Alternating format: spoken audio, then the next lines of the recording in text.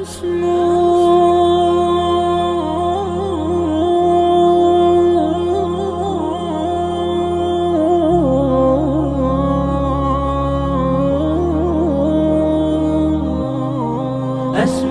وأجتاز السماء جلالا، فأزيد أسراب الغيوم جمالا، وألون الدنيا بأجمل بسمة، وأكون للخير العميم مثالا. أسمو وأجتاز السماء جلالا، فأزيد أسراب الغيوم جمالا، وألون الدنيا بأجمل بسمة، وأكون للخير العميم مثالا. وأراقب الرحمن جل جلاله، وتقدست أسماؤه وتعالى، وأكون للوطن الحبيب مشيدا، أنمى إليه وأستفيض جلالا. وأراقب الرحمن جل جلاله، وتقدست أسماؤه وتعالى، وأكون للوطن. السلام علیکم بینندگان گرامی کانال آموزشی روزنه معرفت. امروز ما یعنی همراه شما در امتحان ختم، یعنی امتحان ختمی مکتبی اساسی که برای صنف 9 گذرانیده می شود در مکتبی تحصیلات همگانی رقمی 72 قرار داریم. امروز امتحان در صنف 9 هست، صنف 9 نوع ا و ب. امروز یک جایه همراه ما امتحان را از فن الگبر می سپارم و حالا ما به بچگان به خوانندگان تقسیم نمودیم و وریانت ها را و شما در تخته صنف دیده ایستادید مثال هایی که برای امتحان در صنف 9 برای مکاتب همگانی مکاتب میانه آمده است. اینک به طرف مثال های طرف چپ شناس شوید، یعنی یکم حساب کنید، بعد سیستم معادله، بعد نابرابری، بعد افاده را ساده کردن، بعد یک مسئله از وابسته به گئومتری. همین بود مثال ها و وریانت های طرف چپ و راست.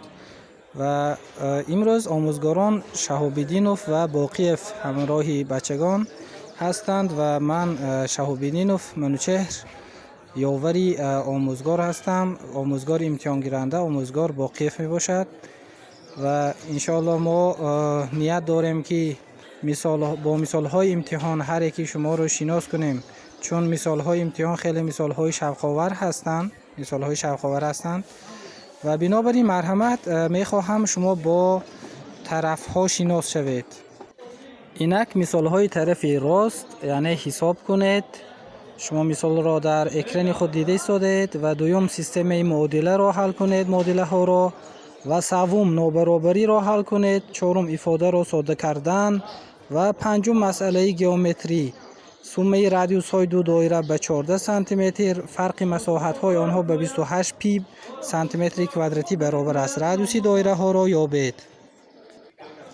مسئله های طرف چپ نیز چنین هستند، از چنین شرط ها عبارتند و گفتن ممکن است که هر دو طرف یعنی فقط با بعضی از طرزی داده شدن مسئله، با بعضی راه های داده شوی مسئله از همدیگر تفاوت دارند، فرق میکنند، خلاص دیگر در اصولا یعنی که همان یک شرط هست. اینک ما میخواهیم همجایه همراه شما یک به یک حل هر یک مثال ها را دیده برایم و پیشکشتان کنیم. خوانندگان گرامی با ما باشید و پیش از دیدن حل مسئله ها حتما گذاشتن پسند یعنی لایک و نوشتن کامنتاری ها و آبونه شدن به کانال ما را فراموش نکنید. اینک رفتیم. اینک همراه شما مثال رقم 1 طرف راست را دیده میبرایم. این حساب کنید است. اگر نظر کنیم، اگر مثال دایر به حساب کردن مثال هایی که یعنی اریتمتیکا و درجه نشان دهنده اش راسیونالی استفاده می شود. این را بچه ها می توانند با دو راه کار کنند. راه اول طرز ساده کردن و کوادراتی پورا جدا کردن، بعد آن اصلاح کردن، و راه دوم یعنی نشان دهنده را به نمود ریشه آوردن و باز اصلاح کرده حل کردن. و حل این مثال ها در اکران شما آورده شده است. از شما احترامانه خواهشمندم که اکران خود را یک مرتبه باز استایانید و به حل مثال توجه نمایید، دقت نمایید. و من باوری دارم که به شما حل مثال پورا مفهوم است و فهمیده ایستادید. مثال را با دو راه حل کردگی و راه اول راه قلای و راه آسان است. راه دوم باشد راه نسبتا دشوارتر. لیکن هر دوی راه ها نیز بار دیگر باید که قید کنم که راه های خوب هستند و می توانند استفاده شوند از جانب طالب علمان، از جانب خوانندگان. بینندگان گرامی، به مثال دوم توجه کنید. سیستم معادله ها را حل کردن. راه خیلی قلای این همین راه است که از معادله یکم معادله دوم را ترک نموده معادله یک نامعلومه را حاصل نماییم و ایگریک را یافتیم که آن به پلوس مینوس 2 برابر است. و ایگریک را به یکی از معادله ها مثلا معادله یکم گذاشته میابیم که ایکس ما به 0 برابر بوده است. اینک جواب در قوس ها نوشته شده است.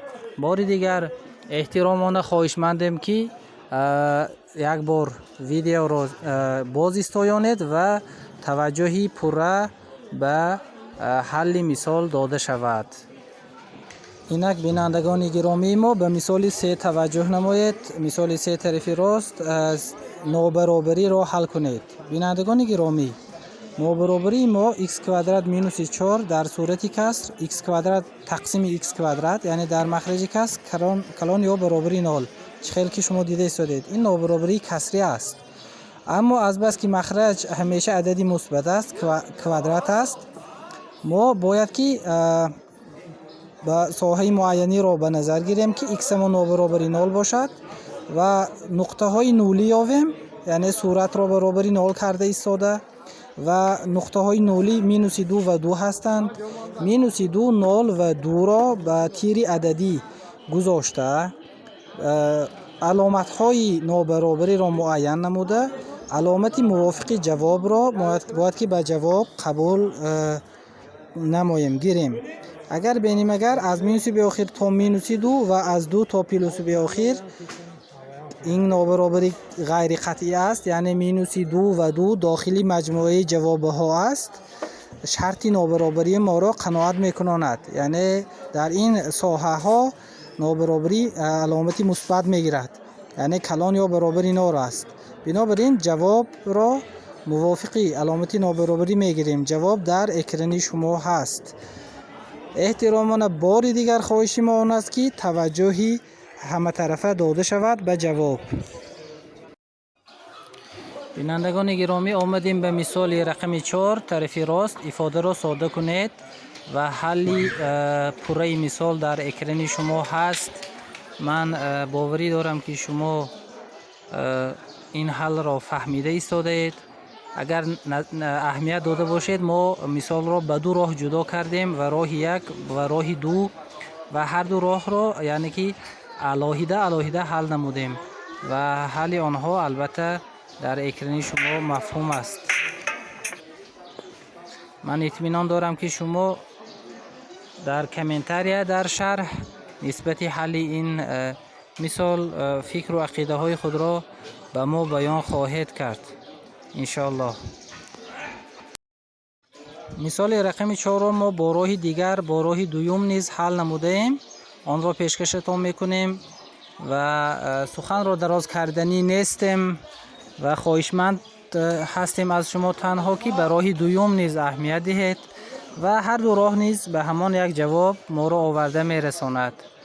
ممکن شما با راه‌های دیگر را می‌دانید و آن را در شرح می‌نویسید. ما منتظری فکر و اندیشه های شما. اینک آمدیم به مسئله رقم 5. این مسئله گئومتری است.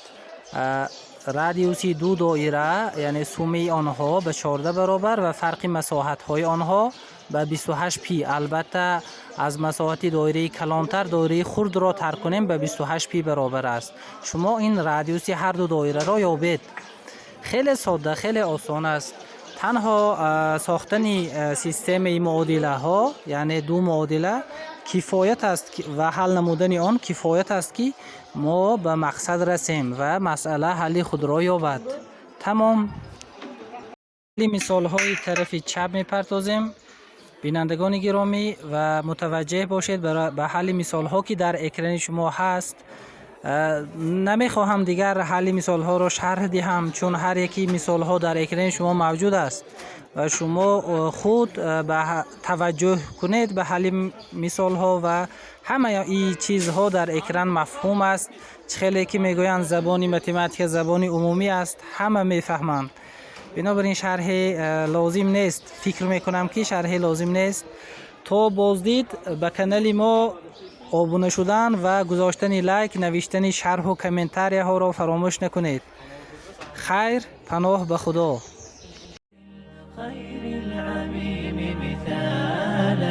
وأراقب الرحمن جل جلاله وتقدست أسماؤه وتعالى وأكون للوطن الحبيب مشيدا أنمى إليه وأستفيض جلالا وأراقب الرحمن جل جلاله وتقدست أسماؤه وتعالى وأكون للوطن الحبيب مشيدا أنمى إليه وأستفيض جلالا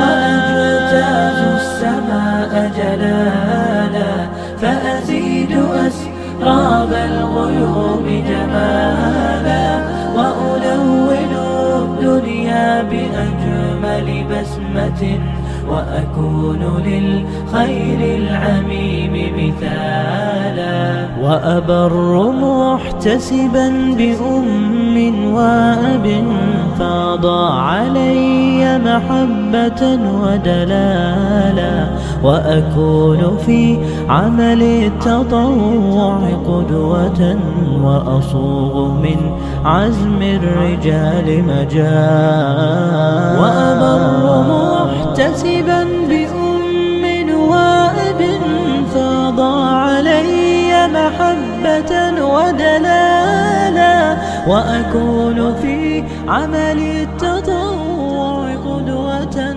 وأصوغ من عزم